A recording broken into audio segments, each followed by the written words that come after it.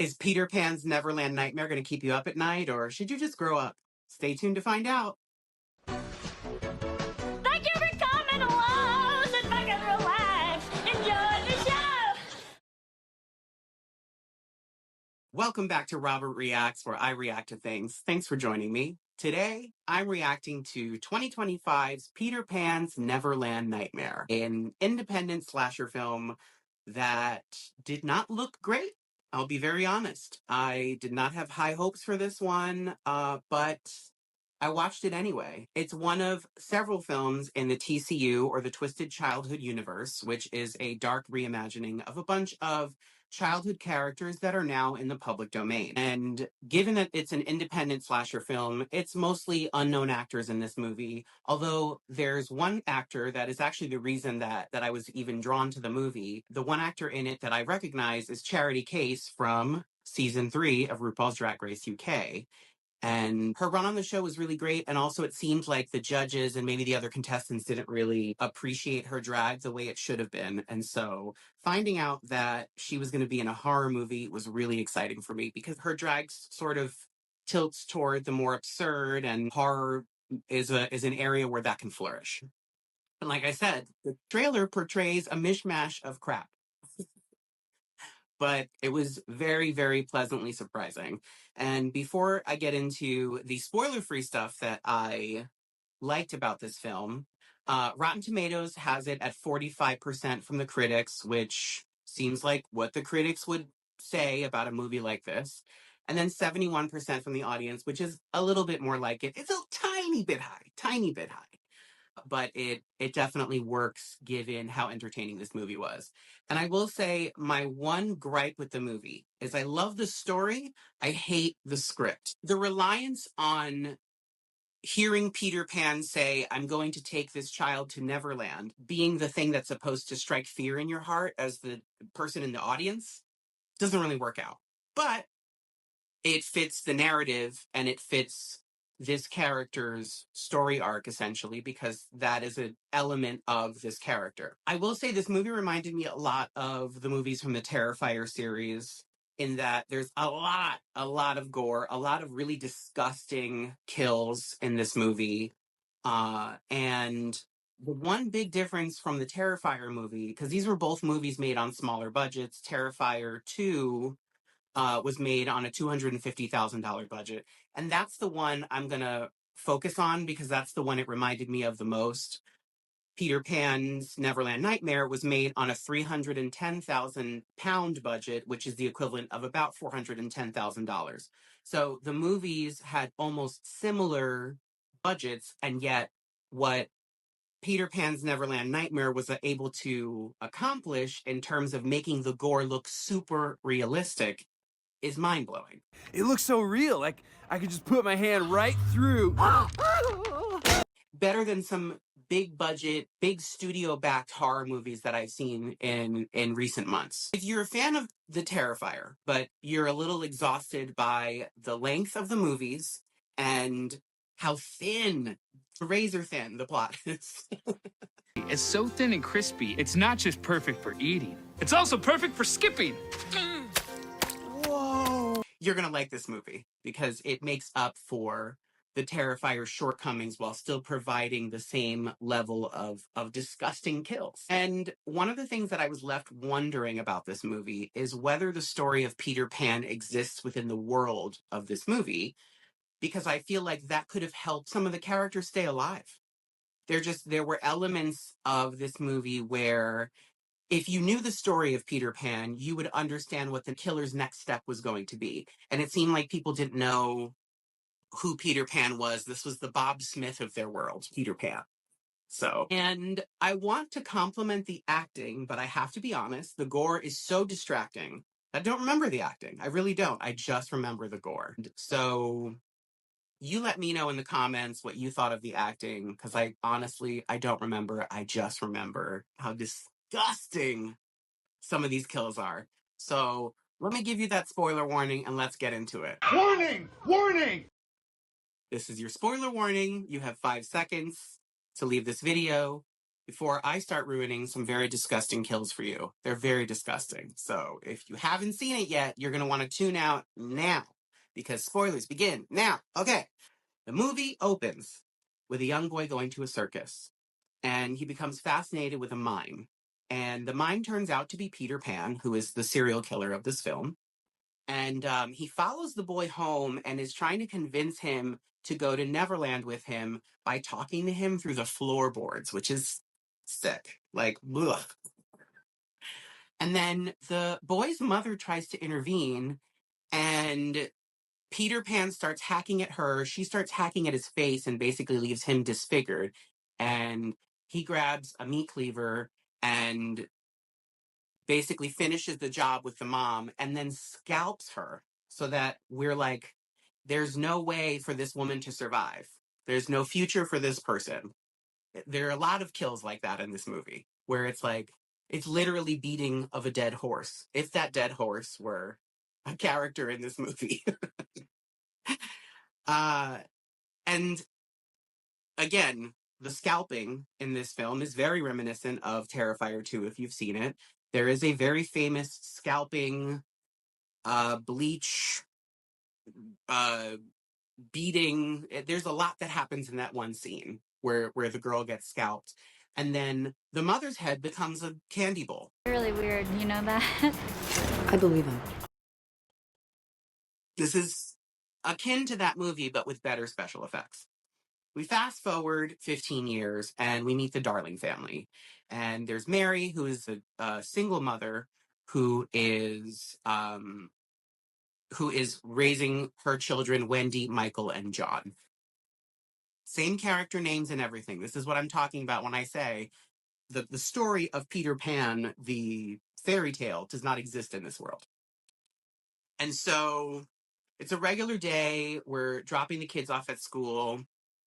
Wendy, the sister, is dropping her younger brother, Michael, off at school. It just so happens to be his birthday that day, and I think the family forgot or something. We see Michael interacting with his best friend at school, whose name is Joey, and then we follow Wendy to work. She works at a salon with someone named Tiger Lily, which, again, does Peter Pan not exist in this world? You got people named Tiger Lily. And Tiger Lily is Joey's sister, Joey, again, being Michael's best friend. And so one of their coworkers invites them on a glamping trip in the 100-Acre Wood, which I think is very funny because this is not a real place. This is not a real place, and you're acting like it is. So maybe we are inside the story of Peter Pan. So inside of it that we're not aware of it. Fine. And Wendy's still reeling from her boyfriend ghosting her, so she declines. Then we see Peter Pan's drug den. I feel like a lot of this movie is the equivalent of seeing one of the Disney mascots with its head off in Times Square. It's a lot of that.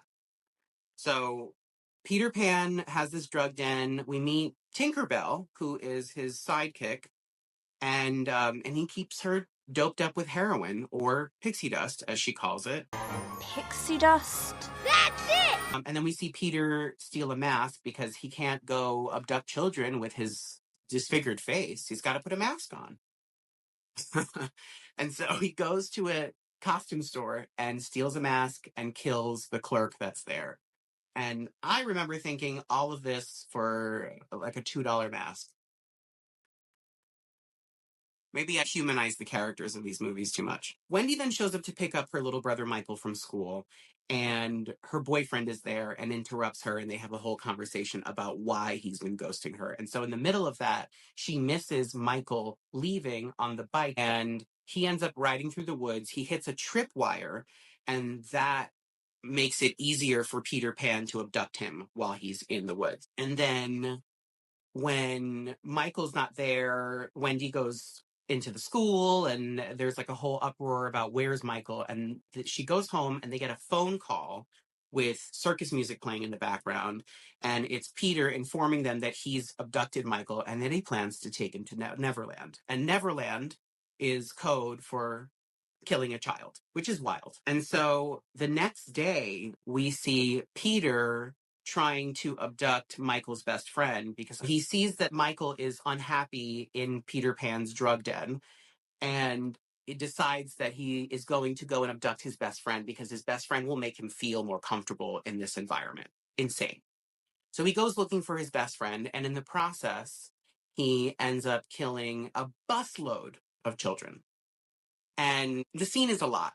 It's a lot because we have the bus driver gets off the bus because he sees someone having engine problems. And it turns out it's Peter Pan. Peter Pan then slaughters the bus driver with all the kids like screaming and the bus, and like they kind of don't notice at first.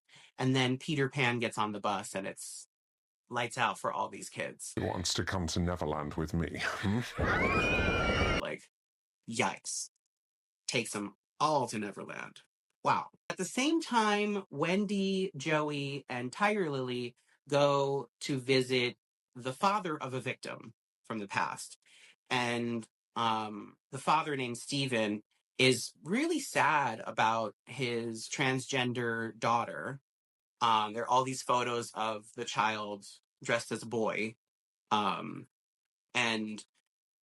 just the way that this parent is talking about lamenting the loss of his daughter and how he wishes, or he holds out hope that she's still out there and that they'll be reunited one day. It's really sad. It's really, really, really sad. And it's part of what humanizes this movie a little bit. Wendy ends up spending the night with Joey's family, and Peter shows up in the middle of the night, kills Tiger Lily and her parents, and abducts Joey in the process. And this gives Wendy an opportunity to follow Peter Pan to his lair so that she can find her brother. Back at the drug den, Michael meets Tinkerbell, aka Steven's missing daughter.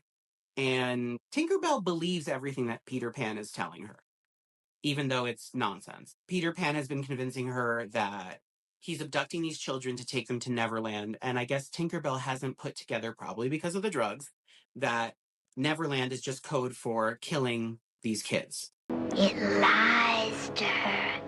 It says things only a child can understand. It has been using her to restrain the others. And then we see Wendy, who has followed Peter to his drug den, and she goes in to save him. Tinkerbell sees her. Tinkerbell tries to stop them from escaping, but then Wendy basically reiterates everything that she has learned from meeting Tinkerbell's father. And this gets Tinkerbell thinking that Peter Pan has been lying to her this whole time, which is the truth. And so then Wendy and Michael get separated when Peter attacks them, and Wendy ends up in the basement where she is able to find Joey, who was alive but inside of a coffin. So she helps him out a window to go and get help. And then Wendy encounters Captain Hook, aka James from the beginning of the movie, who has been tied up and whose arm has now been replaced with a hook. And so it's interesting how all of the victims of Peter Pan's insanity slowly become characters in the story, but specifically characters who live in Neverland. And I guess there's plans for Mr. Smee. Do you know what this means? 6 more weeks of winter? But we haven't met him yet. There are plans for that for the sequel. Tinkerbell, now having all this new information, confronts Peter Pan about what she heard, and Peter starts yelling at her and eventually cuts off Tinkerbell's limbs to keep her from doing anything else, and then crushes her head with his boot. And so Tinkerbell is done. There is no clapping for Tinkerbell. She doesn't believe. It's over.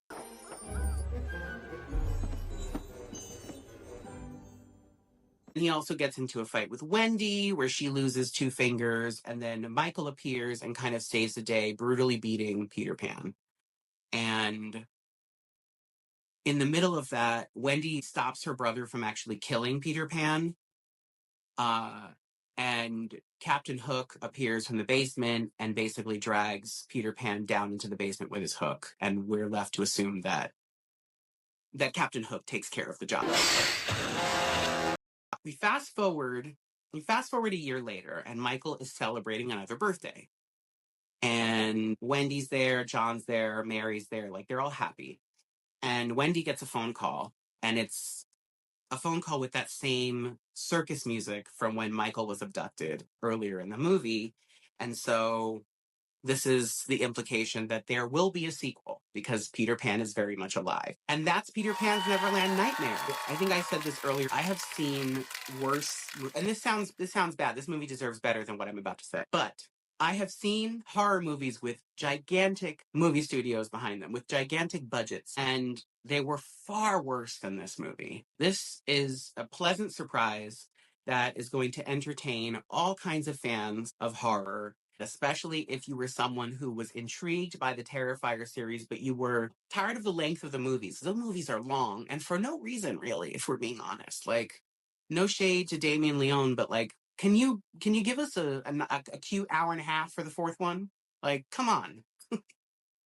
It's too much. So if you were intrigued by the Terrifier movies, but kind of grossed out by the way the special effects look, because let's face it, there are some moments in there where it's a day old cheese pizza. That's what it looks like.